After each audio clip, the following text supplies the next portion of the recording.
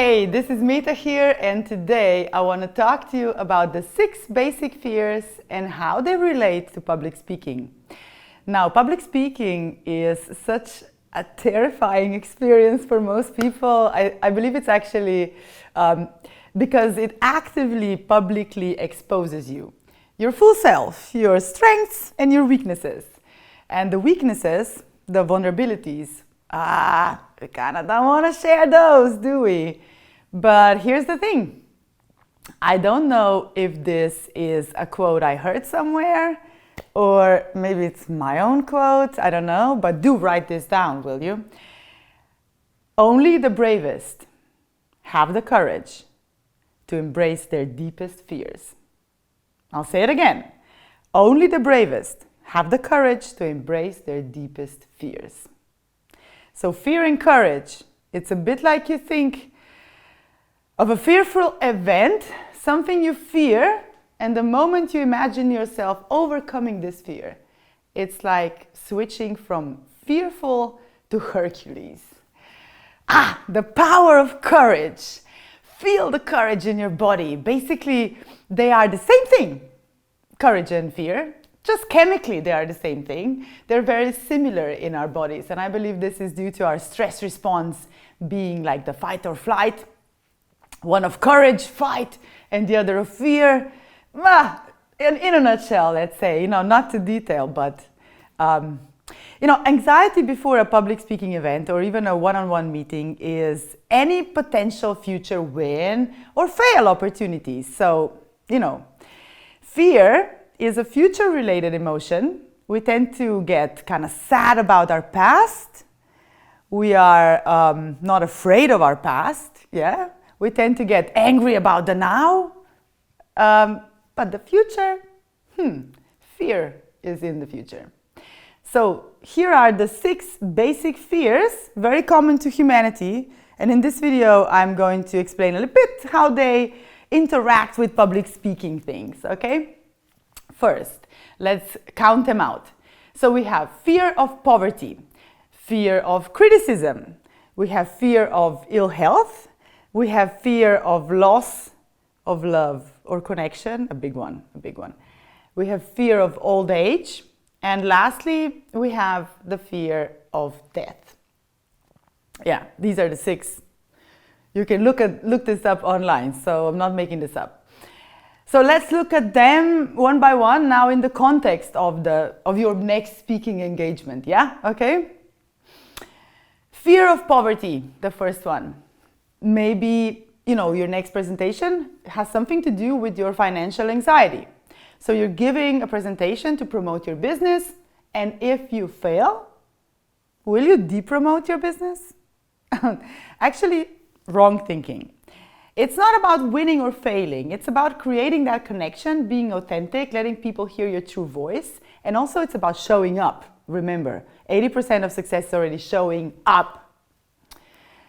So now we have fear of criticism, number 2. Okay. Who here has not yet been through the scrutiny of someone's criticism? Raise your hand if you had people tell you to do something better next time, or that you effed something up. Even you might be telling yourself you effed something up. This might be why you are here, learning about presentation skills. And good for you. I just have one thing to say when it comes to this fear of criticism. More often than not, we can be our own worst critics, if you ask me. So fear yourself the most. And if people you work for criticize you in a bad manner, do ask them to politely extend their grace in providing some sort of useful, constructive feedback. Useful in the terms of being concrete and specific, so you can use it to improve. People who give you that kind of feedback usually do care about you a lot. They may not always know how to communicate effectively, but they did take the time to think about you. Think about it. They secretly love you, don't they? Even if they hate you, they secretly love you. Because they're talking about you, they're thinking about you. Yeah. 3, Fear of ill health. Tough one, but let's say, what if something happens? You lose your voice, you get stage fright, you get diarrhea right before your presentation, your stomach hurts or something like that. Like so something that might affect your overall performance. Well, you can't control what you can't control, but you can eat right, not indulge in bad habits, take some vitamin supplements, maybe mind your voice for a few days. And there's also those ill health moments that are a bit more technical, like what if the lightning strikes? So like what if the AV strikes? What if the mouse gets lost or something, there's no cable for something, or your mic doesn't work? Just stay cool and collected, no rush, okay? Remember, tempo is always under your control as a speaker. I have a fear personally that my computer is going to crash and the slides won't work. So I always prepare the flow so I don't need the slides at all. So this is important. Like, I like to know that in any case, if I don't have the slides, I don't need the slides. So the knowledge is in your heart and in your mind, not on the slides. Okay, let's go to number 4. Now this is a big one. This is a very, very big one. Fear of loss of love or connection, even respect. Maybe losing respect of your co-workers or a big client. This is a big fear in public speaking. But always remember, it's not really the audience's job to love you. They don't need to really love you back. Now, this is one of the most important things in public speaking that I've come to learn. You have to love them. They do not need to reciprocate this love, but they do need to respect you though. And they will respect you if you respect yourself. If they don't show you respect, I doubt that has anything to do with you, your presentation, or your slides. It may have more to do with them being disrespectful people in their character. Now, we have the 5th one, the fear of old age. Well, what if you get old and you've not achieved what you wanted to achieve with your life?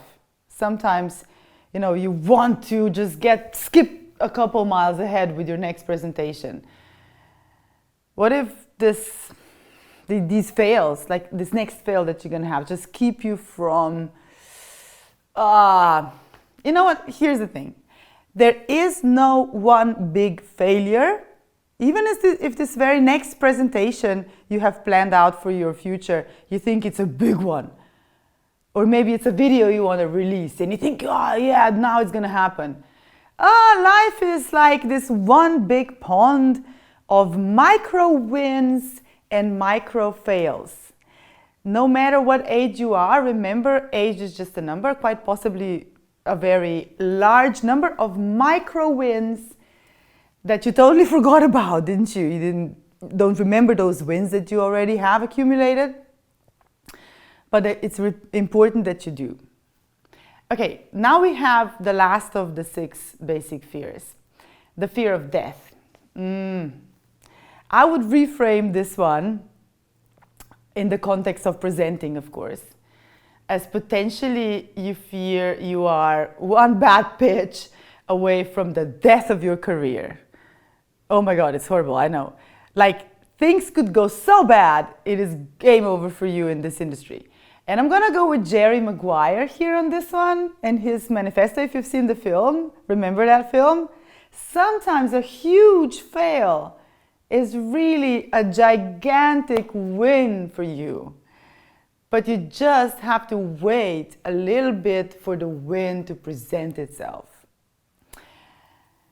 One thing to understand is that fear, it is a common emotion. It is an everyday basic emotion. We need to have it to survive. Everybody fears something, sometimes, somehow. In fact, did you ever notice that the audience has some sort of stage fright as well. Just think, you see them walk in the room, or maybe when you walk in a room, how do you first pick a chair? Like, maybe there, maybe here, maybe in the back. You don't want to be too visible. Why is that?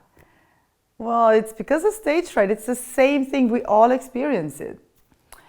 So the 6 basic fears I talk about here is you, as the presenter, share this with your audience. When they're sitting right there in the auditorium, they are feeling the same fears. Maybe not at the same time, but they do have them, and they sometimes think about those things. So maybe instead of thinking about how you as the speaker relates to these fears, so don't think about your fears in this context, think how your audience relates to these fears in the context of the topic that you are presenting. What are they fearing in the context of that topic of yours? So shift your focus and tap into their fears. Instead of focusing on your own fears, all 6 of them, focus on them. You will be able to connect your topic with the audience's need to get out of this fear zone with stories, maybe with empathy. You'll be in a state of love, helping them work through their fears. You help them because they don't need to be helping you. You are the one who needs to help them. You're leading them. Is this making sense? Okay, so this is enough about the 6 basic fears for this video. Thank you so much for watching it till the end. Don't forget to hit the bell before you go and leave a comment or 2 also in the section of comments. I greatly appreciate all of your support. I hope this video shared something interesting with you today. And if you believe that it's important, also share this video with people on social media if you find it to be beneficial to other people as well. Like I said, fears are common. We all have them, so fear not, and do speak soon.